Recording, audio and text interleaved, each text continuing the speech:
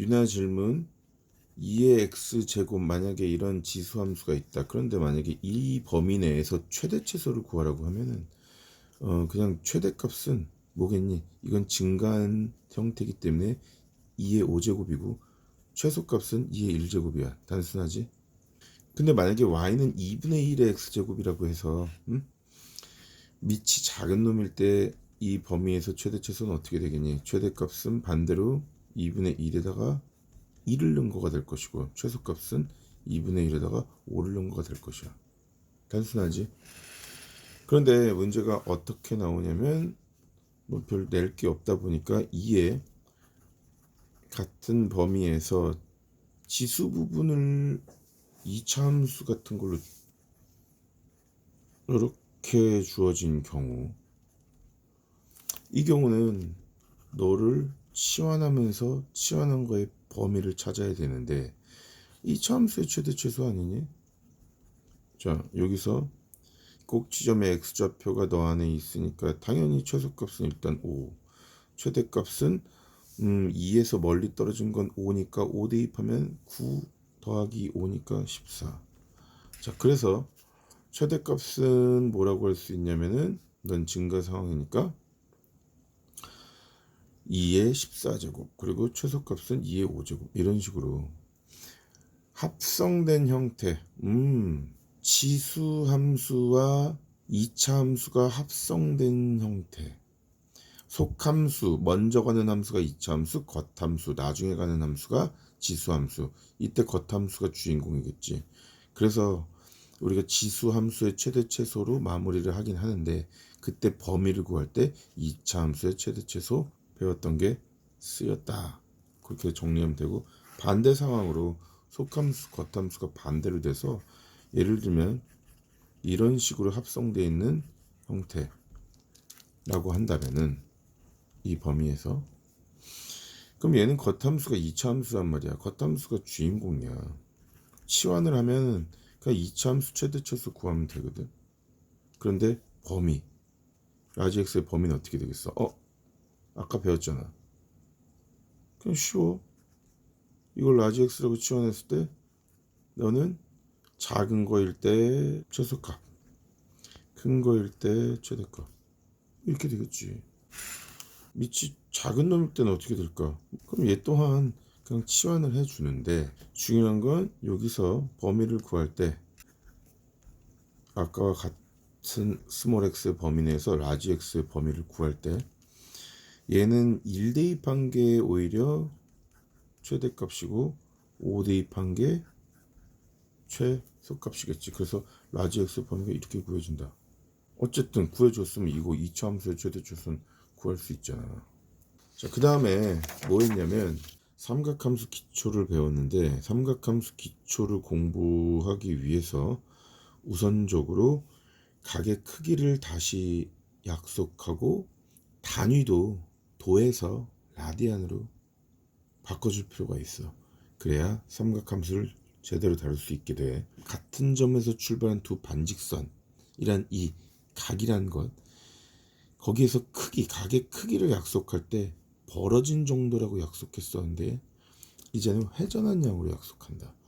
그렇게 되면은 각도가 360도를 넘든가 음수가 나오든가 하더라도 전혀 이상하지가 않아.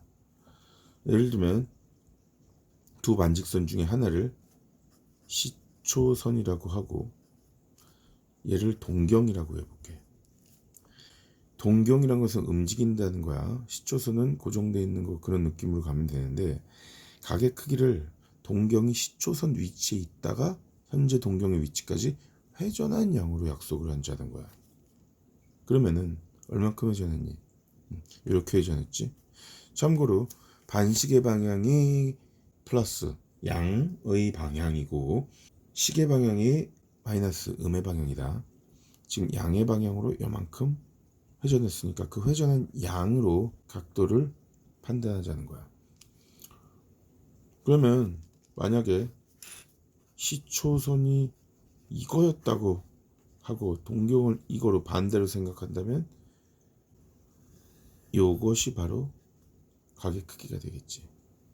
그런데 여기서 살짝 문제가 되는 게, 자, 회전했으면 이게 그냥 나온 건지 한 바퀴 회전해서 나온 건지 아니면은 두 바퀴 회전해서 나온 건지 시초선과 동경만 보고는 정할 방법이 없어. 그래서 일반각 개념을 만들 수밖에 없는데, 이 모든 것을 포함하는 일반각이라는 것을 약속을 하자고. 무슨 소리냐면 얘가 시초선으로부터 동경까지 회전 없이 갔다고 치자. 그랬을 때 가격 크기를 알파라고 가정해 볼게. 그럼 거기서 한 바퀴 아니면 몇 바퀴 뭐 이렇게, 그러면은 모든 케이스를 다 포함하고 있는 가격 크기겠지.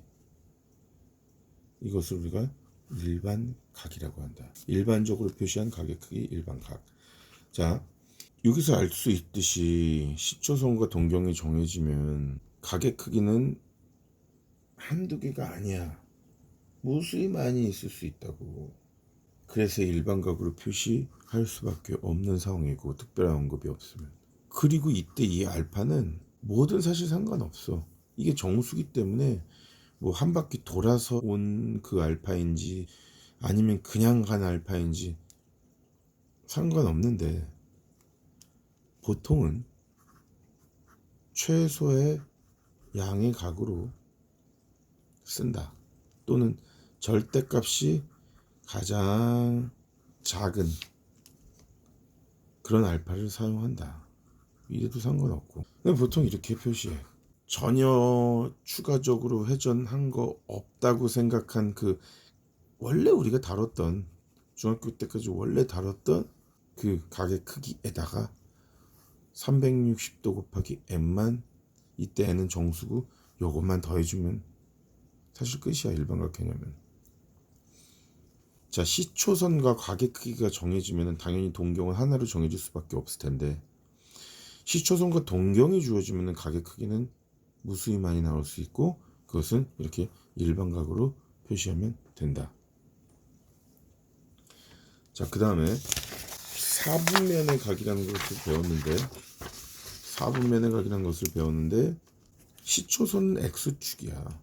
X축의 양의 방향을 우리는 시초선으로 하고, 만약에 2, 4분면의 각이다 그러면 동경이 2, 4분면에 있을 때 우린 2, 4분면의 각이라고 해.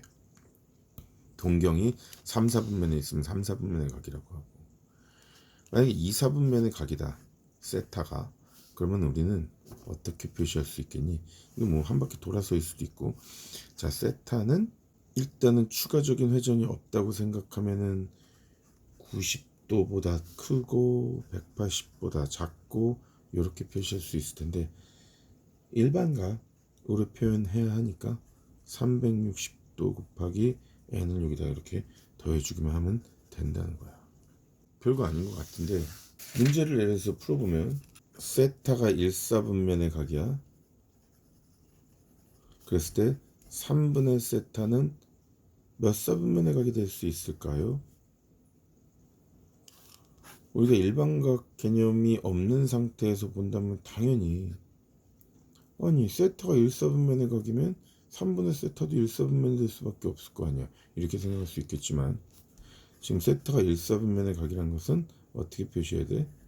0부터 90 이게 아니라 여기 360 곱하기 n을 더해줘야 된단 말이야. 그러면 3분의 세타는 어떻게 되겠니? 바로 다시 한번 써보면 120, 그리고 이렇게 될 거 아니니. 자, 그러면 n 대신에 정수니까 막 넣어봐. 0일 때, 0일 때는 1, 4분면의 각이네. 그 다음 n이 1일 때는 2, 4분면의 각이네. n이 2일 때는 3, 4분면의 각이네. n이 3일 때는 다시 1, 4분면의 각이네. 4, 4분면은 안 나오는구나. 아, 그래서 3분의 세타는 1, 4분면의 각, 2, 4분면의 각, 3, 4분면의 각, 사사분면의 각만 제외하고 다 될 수 있다. 이렇게 판단할 수 있는 거야. 그 다음 배운 게 저 두 동경의 위치 관계인데, 예를 들면은 두 동경이 일치할 때, 아니면 두 동경이 일직선 위에 있는데 방향이 반대일 때, 또는 어떤 두 동경이 대칭 상황에 있을 때, 그랬을 때 알파 베타가 도대체 어떤 관계를 갖고 있니 할 때, 너는 알파 빼기 베타를 살펴보면 좋고, 너는 알파 더하기 베타를 살펴보면 바로 파악이 된다. 여기서 알파 베타라는 게 뭐냐면 동경을 나타내는 각의 크기인데 일반 각이야. 자, 예를 들면 시초선을 x축이라고 하고 두 동경이 이렇게 일직선이 있는데 방향이 반대인 상황이라고 해보자. 그러면 너를 나타내는 각의 크기는 알파, 너를 나타내는 각의 크기는 베타라고 해볼게. 일반 각이니까 몇 번 돌았는지 알 수는 없어. 근데 파악할 때는 몇 번 돌지 않고 그냥 중학교 때부터 사용했던 0도 360도 안에 있는 각의 크기라고 가정하고 관계를 밝힌 다음에 360 곱하기 n만 더해주면 돼. 자, 이 경우 상식을 발휘해봐. 알파에서 베타를 빼면 당연히 뭐가 되겠니? 180도가 되겠지. 근데 여기서 끝내지 말고, 여기다가 뭐 360도 곱하기 n은 정수, 요거만 달아주자는 거야. 끝이야. 자, 대칭도 하나만 해볼게. 두 동경이 y 이퀄 루트 3x 대칭이라고 한다면 어떻게 되겠니? 그렇다면 일단 시초선을 x축이라고 하고 y 이퀄 루트 3x는 이렇게 있을 거 아니야. 루트 3x니까 너 몇 도니? 60도가 되겠지, 그치? 그러면 대칭인 상황이다. 그럼 이렇게 될 거야. 그리고 너를 알파라고 하고 너를 베타라고 해볼게. 그러면 대칭인 상황이기 때문에 얘의 크기랑 얘의 크기가 같고, 그치? 이거에 대해서 지금 대칭이라고 했으니까 당연히 같을 수밖에 없을 거 아니야. 이거랑 크기가. 그랬을 때 이거 어떻게 표현하지? 애매하면 야, 일단 더해봐. 더하면요, 여기 알파 플러스 베타는 베타가 요만큼이니까 요만큼 더 베타가 가져 있겠네.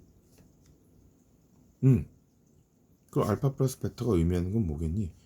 잠깐만요, 지금 알파 플러스 베타가 의미하는 건요, 여기 똑같고 베타기 때문에 60도를 2배 한 거예요. 120도예요. 오케이. 그리고 끝내지 말고 360도 곱하기 n. 자, 요걸 더해주면은 바로 두 동경이 y 이퀄 루트 3x에 대해서 대칭일 때 알파 베타에 대한 조건을 이런 식으로 쓸 수가 있다는 소리야. 우리가 여태까지 사용했던 60분법의 도라는 것은 왠지 태생 자체가 유리수적인 느낌이 들고, 사인 그래프를 그릴 때도 우리가 중학교 때 여기까지는 그려봤잖아. 여기가 90도인데 그때 1이었단 말이야. 너무 매칭이 좀 잘 안 되지 않니? 그래서 여러 이유에 의해서 앞으로는 각도보다는 함수에서는 라디안이라는 단위를 쓸 거야. 라디안이란 단위는 무려 생략한다. 보통 30도라고 하면 걔를 6분의 파이 라디안이라고 바꿔서 쓸 수가 있는데, 이때 라디안은 보통 생략을 한다고. 자, 각도 단위를 쓰는 것을 60분법이라고 하고, 라디안 단위를 쓰는 그런 체계를 호도법이라고 하거든. 호도법.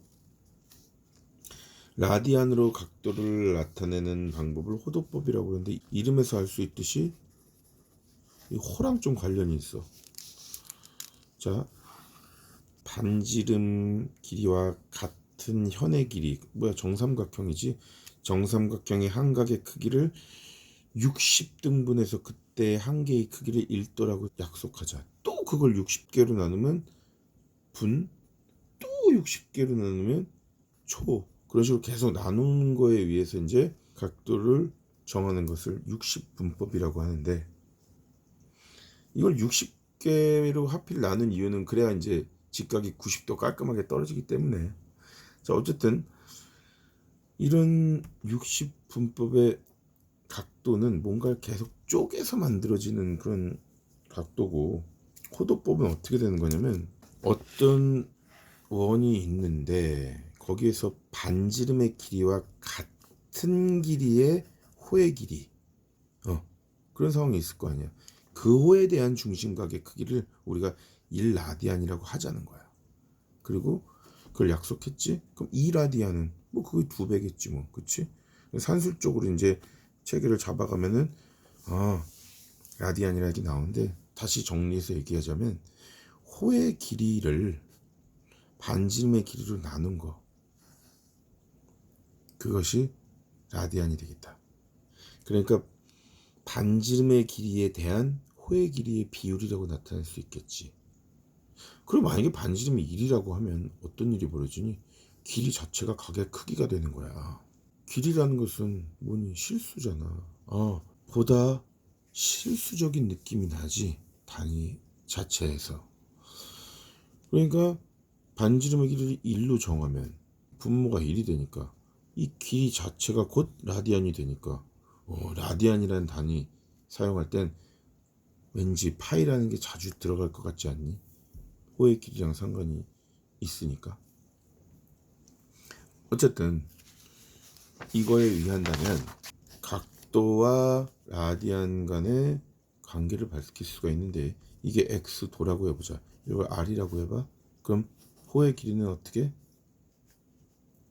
2파이 r 곱하기 360분의 x가 될 거 아니야. 그런데 라디안은 뭐라고 그랬지? 반지름 길이에 대한 호의 길이의 비율, 곧 호의 길이를 뭘로 나눈 거? 반지름 나눈 거란 말이야. 쭉쭉 쭉쭉 하면은 180분의 파이 곱하기 x 도가 바로 라디안이 된다. 각도에다가 180분의 파이를 곱하면 라디안이 되고, 반대로 라디안이 있었어. 라디안이 있는데 거기 파이분의 180을 곱하면 그게 도가 된다는 거야. 라디안이라는 거는 왠지 파이가 있어야 되니까 180분의 파이랑 파이분의 180 둘 중에 파이를 살려야 되니까 파이가 위에 있다고 생각하면 좋고, 너는 각도에선 파이를 없애줘야 돼. 그래서 너가 밑에 있는 거 이렇게 생각하면 나쁘지 않고, 만약에 3분의 파이 라디안이 있는데 이것을 각도로 바꾸고 싶어. 그러면은 파이 자체를 그냥 180이라고 생각해봐. 그래서 각도로 바꿀 땐 그렇게 해도 쉬워. 그 다음에 다시 한번 해볼까? 60도를 갖다 라디안으로 바꾸면 어떻게 되니? 라디안은 우리가 파이가 살아야 되니까 오케이, 180분의 파이를 곱해주면 3분의 파이 라디안이 된다는 거야. 자, 우리가 그래프를 그릴 때 이게 90도였지, 사인에서 1이었고 최대값은. 자, 여기가 90도 대신에 뭘 쓰면 되겠니? 90도는 2분의 파이 라디안이거든? 2분의 파이, 파이는 3.14잖아. 이거 1점 몇이야. 보다 그래프가 현실적으로 그려지겠지, 그치? 보기 좋게. 그래서 우리는 호도법에 의한 라디안 단위를 앞으로 사용할 거다. 자, 예를 들어보면 30도는 6분의 파이고 45도는 4분의 파이고 60도는 3분의 파인데 90도는 2분의 파이고, 뭐 예를 들면 135도는 4분의 3파이야. 180도는 뭐 파이겠지. 뭐 270도 한번 해볼까? 2분의 3파이. 이런 것들을 생각하면서 하는 게 아니라 바로바로 나올 수 있도록 좀 익숙해져야 된다. 360도는 2파이겠고 뭐 그런 것들. 하나만 갑자기 툭. 자, 4분의 5파이는 자 180도보다 조금 큰 거잖아. 그러니까 45도 바로 225도 익숙해질 때까지 조금 해주면 좋고. 자, 그 다음에 길게 언급은 안 했었는데 잠깐 여기서 좀 설명을 할게. 우리가 중학교 때 뭐 배웠냐면 R이고 이게 L이면 이 넓이를 2분의 1 RL로 구할 수 있다는 거 배웠거든. 그런데 자, 이게 뭐라고 그랬어? 반지름의 길이에 대한 호의 길이의 비율 R분의 L, 이것이 곧 라디안이잖아. 이걸 라디안, 각의 크기를 도가 아닌 라디안으로 나타냈을 때 잠깐만요. 그럼 L은 R세타인데요? 그래. 예. 그럼 여기다 대입해봐. 2분의 1 R제곱 세타가 넓이가 되시겠다. 이때 반드시 세타는 도가 아니야. 라디안이다. 삼각 B를 이용해서 삼각 함수를 새롭게 정의를 내렸어. 사인은 어떻게 정의 내릴 거냐면 사인 세타라는 게 있다고 치자. 그러면 세타에 해당하는 동경이 있겠지. 그 동경과 반지름이 R이고 중심이 원점인 원이 있을 거야. 복잡하지? 자, 지금 좌표 평면에서 X축을 시초선으로 하고 그 다음에 세타가 주어진다면 그거에 대한 동경이 있을 거란 말이야. 그리고 반지름이 R이고 중심이 원점인 원을 하나 그리자. 이때 너의 좌표를 A, B라고 해볼게. 그랬을 때 사인 세타는 어떻게 정의되냐면 R분의 Y좌표예요. 코사인 세타는 코사인의 X좌표거든. 이렇게. 그리고 탄젠트 세타는 코사인분의 사인이기 때문에 A분의 B가 되시겠다. 참고로 중학교 때 이걸 세타라고 했을 때 단위원에서 이 길이 자체가 사인이 되고요. 이 길이 자체가 코사인이 된다는 거 배웠지. 그럼 탄젠트는 원래는 이렇게 해서 이 길이 자체가 탄젠트라고 약속은 했지만 이것분의 이것도 탄젠트잖아. 그럼 뭐야? 탄젠트 세타는 코사인 세타보다 사인 세타라는 거 알 수 있고 또 피타고라스 정리 적용하면 당연히 코사인 제곱 세타 더하기 사인 제곱 세타는 1인 것도 알 수 있잖아. 그치? 이것은 되게 중요해. 앞으로 얘는 항상 성립하는 거기 때문에 주어지지 않더라도 마음속 깊이 간직하고 있어야 돼. 언제든 꺼든 써도 돼. 대신 주의할 게 막 쓰면 안 되고 이게 같을 때야. 이게 다른데 뭐 제곱합이 보인다고 해서 무조건 1 이렇게 되면 곤란하고 요게 같을 때 제곱합이 1이 된다. 자, 다시 돌아와서 만약에 단위원이라면 아까처럼 단위원이라면 이 교점의 좌표의 X좌표 자체가 코사인 세타고 Y좌표 자체가 사인 세타겠지. 그러니까 만약에 이 단위원이라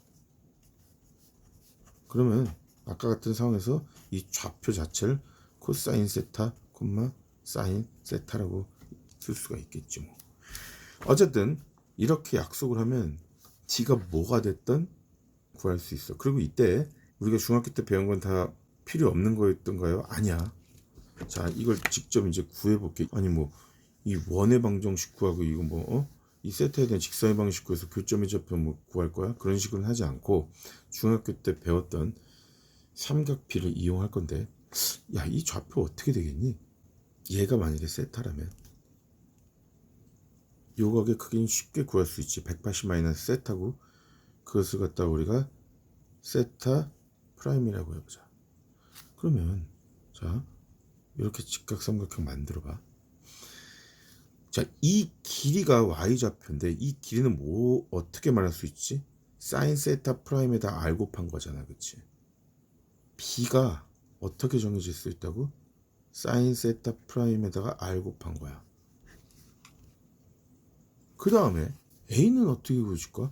뭐 원이랑 이거 직선 방식 교점으로 그러지 말고 A는 당연히 코사인 세타 프라임에다가 R 곱한 거. 그런데 조심해. 여기선 좌표기 때문에 마이너스가 붙는다. 이제는 사인 코사인 값이 막 음수로 나올 수가 있는 거야. 중학교 때는 사인이 0에서 1로 1에서 0으로 다 좀 양수에서 놀았단 말이야. 탄젠트가 이렇게 간다고 하면 얘는 이제 앞으로 90도를 벗어나기 때문에 음수 나올 수가 있어. 좌표로서 약속되는 거니까 이건 정의야. 세타가 90도보다 크든 0도보다 작든 다 우린 다룰 수가 있게 되는 상황에서 너 이 약속대로 구할 때 중학교 때 배웠던 삼각비를 좀 활용한다는 거지. 그러면 얘는 뭐겠니? 얘는 사인 세타 프라임이랑 똑같겠네. 너는 마이너스만 붙겠네. 너는 어떻게 될까 그럼? 요것분의 요거니까 마이너스 탄젠트 세타 프라임이 되겠지. 그래서 알 수 있듯이 이사분면에 동경이 있을 때는, 이사분면의 각일 때는 사인은 똑같아. 근데 코사인과 탄젠트는 음수가 돼버리네. 그런 것도 확인할 수 있어. 이런 것을 여러 가지 각을 해보면 결국 일사분면, 동경이 일사분면에 있을 때는 모두 다 양수, 이건 사인만 양수 아까 봤지?